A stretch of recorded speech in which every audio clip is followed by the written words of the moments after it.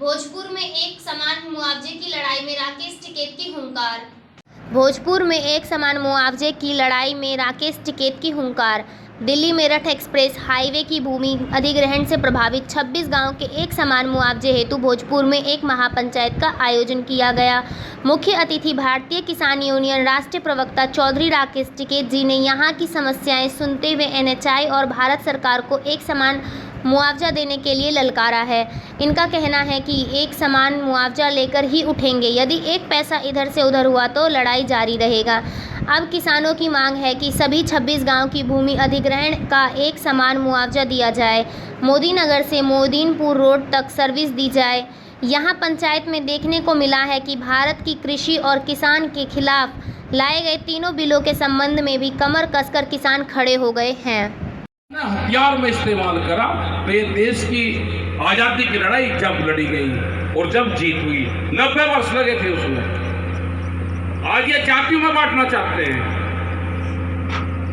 उत्तर प्रदेश में हिंदू मुस्लिम करवा दो, ये हरियाणा में चले गए जाट नॉन जाट करवा दो, गुजरात में गए पटेल नॉन पटेल करवा दो, महाराष्ट्र में गए मराठा नॉन मराठा करवा दो, अब हरियाणा में ठाकुर और गुजरों को लड़ा दिया।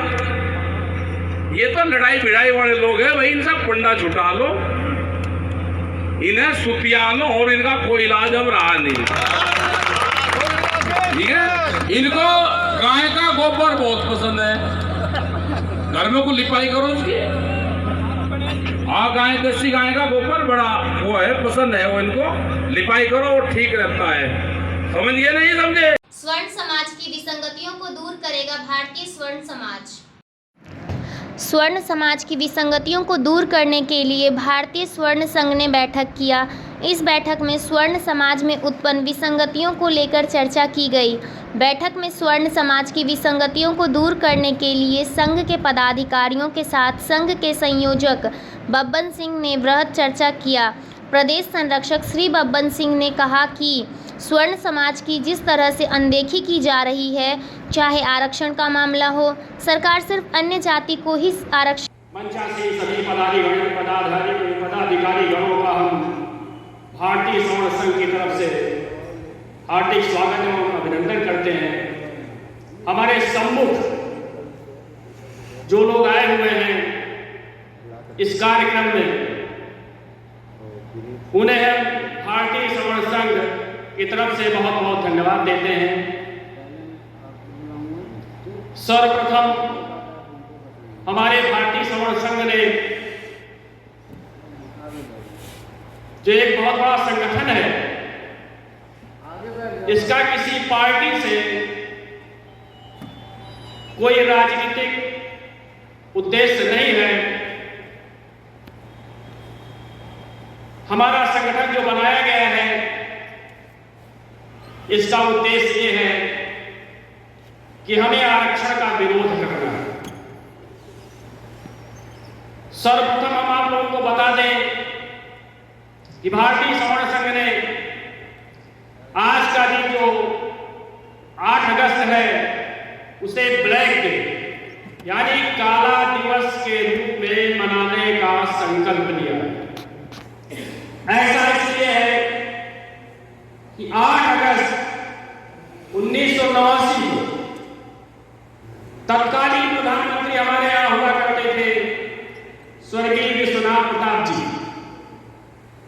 उन्होंने मंडल कमीशन की सिफारिशें लागू की और उसके तहत जो हमारे संविधान में 25% आरक्षण था, उसे में 27% और जोड़ दिया मंडल कमीशन को ला करके, जिसमें सभी ओबीसी कास्ट के लोगों को शामिल किया।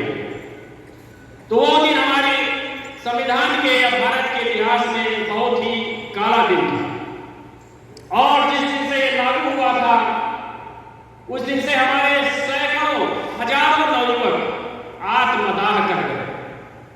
इसका विरोध किया गया, लेकिन भारत सरकार ने किसी की कोई बात नहीं मानी और उसे लागू कर दिया।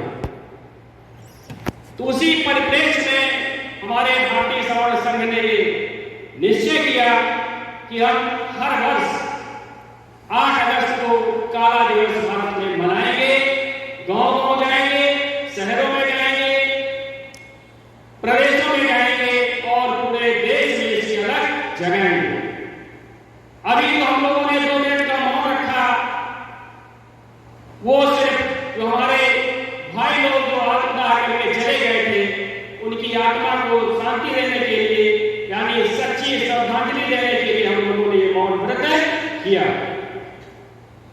गाजियाबाद के डासना इलाके में बने मंदिर में उस समय अफरा तफरी का माहौल बच गया जब मंदिर के प्रांगण में बिहार से आए एक साधु पर अज्ञात हमलावर ने सुबह चाकू से हमला कर दिया। आपको बता दें, डासना का प्राचीन देवी मंदिर है जिसके सन नरसिंहानंद अपने बेबाक बयानों के चलते कई बार सुर्खियों में रहे हैं, जिसके चलते मंदिर की सुरक्षा में हमेशा पुलिस बल भी तैनात रहता है। मगर बिहार से आए स्वामी नरेश आनंद, जो कि नरसिंहानंद के शिष्य हैं, उन पर आज सुबह मंदिर प्रांगण के बाहर सोते समय अज्ञात हमलावर ने चाकू से हमला कर दिया, जिसमें वह गंभीर रूप से घायल हो गए। आनंद फानन में नरेश आनंद को नजदीकी अस्पताल में भर्ती कराया गया जहां उनका इलाज चल रहा है। लेकिन बड़ा सवाल यह खड़ा होता है कि डासना का देवी मंदिर, जो कि हमेशा चर्चा का विषय रहता है, और खुद इसके महंत नरसिंहानंद, जो कि कई बार सुर्खियों में भी रहे हैं, जिसके चलते न सिर्फ मंदिर बल्कि स्वामी नरसिंहानंद की सुरक्षा के लिए पुलिस तैनात रहती है। ऐसे में मंदिर के पास ही सो रहे साधु पर जानलेवा हमला करने वाला अज्ञात हमलावर आसानी से हमला करने के बाद मौके से फरार हो गया। हालांकि पुलिस तफ्तीश की बात कह रही है, लेकिन जिस तरीके से मंदिर प्रांगण में सो रहे साधु पर जानलेवा हमला हुआ, वह अपने आप इस बात को बयां करता है कि पुलिस अपने काम में किस कदर लापरवाही बरत रही है। क्या नाम है आपको, क्या हुआ डासना मंदिर? मेरा नाम अनिल यादव, छोटा नरसिंहानंद मुझे कहते हैं सब लोग। ऐसा हुआ रात 3:30 बजे के करीब एक नरेशानंद नाम के महाराज हैं जो दरभंगा के हैं, बिहार के, और मंदिर में उनका आना जाना रहता है, स्वामी जी के शिष्य हैं। रात वो सोए हुए थे और अचानक से किसी ने उन पर हमला बोल दिया। उनकी जो है गला रह दिया है पूरा यहाँ से यहाँ तक, और उनका पूरा जो पेट है बिल्कुल फाड़ दिया है, जिसके पेट के जो ऑर्गन्स हैं वो बिल्कुल बाहर आ चुके हैं। उन्हें वहाँ से ला के हमने यशोदा हॉस्पिटल में भर्ती कराया है। अभी किस प्रकार का हाल है? पुलिस को सूचना दी गई होगी, पुलिस के द्वारा क्या कार्रवाई है? पुलिस की कार्रवाई तो ये है कि पुलिस गेट में भी रहती है रात में थाने की, और अंदर गार्ड डिप्लॉय है। महाराज जी को जब वार हुआ तो वो सीधे गार्ड रूम की तरफ भागे, क्योंकि गार्ड रात में सो जाती है। कई बार हमने इंडिकेट भी किया है कि भाई रात में थोड़ा जागा करो, कोई सुनता है नहीं। पुलिस की कार्रवाई लचर है, इसीलिए तो आज हमला हुआ है। अगर पुलिस की शक्ति होती तो हमला कैसे हो जाता।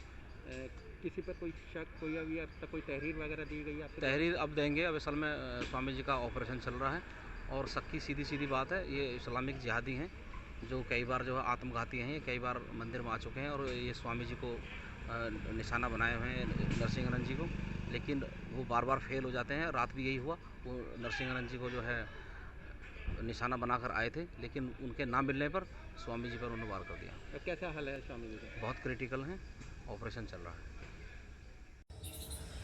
आज रात लगभग 3:30 पौने 4 बजे की घटना है। एक नरेशानंद जी हैं जो कि डासना मंदिर में रुके हुए थे। समस्तीपुर बिहार से 7 तारीख को आए थे किसी कार्यक्रम में सम्मिलित होने। तो वो बाहर सोए हुए थे खुले में। तभी जैसा कि बताया जा रहा है कि कोई व्यक्ति आया और उसने उनके ऊपर कई वार किए चाकू से। तो अभी उनकी स्थिति ठीक है, उनको अस्पताल में भर्ती करवाया गया है यशोदा हॉस्पिटल में। तत्काल जानकारी मिलते ही वहाँ उनका इलाज चल रहा है। तो इसमें हम सभी पहलुओं पर जांच कर रहे हैं कि क्या कोई बाहर से आया था या कोई आसपास का व्यक्ति, कोई जानकार भी हो सकता है। तो सभी पहलुओं पर जांच की जा रही है। इलेक्ट्रॉनिक सर्वेलेंस का भी इस्तेमाल किया जा रहा है, कैमरा CCTV फुटेज भी देखी जा रही है। बहुत ही जल्द जो भी दोषी होगा उसके विरुद्ध कार्रवाई की जाएगी।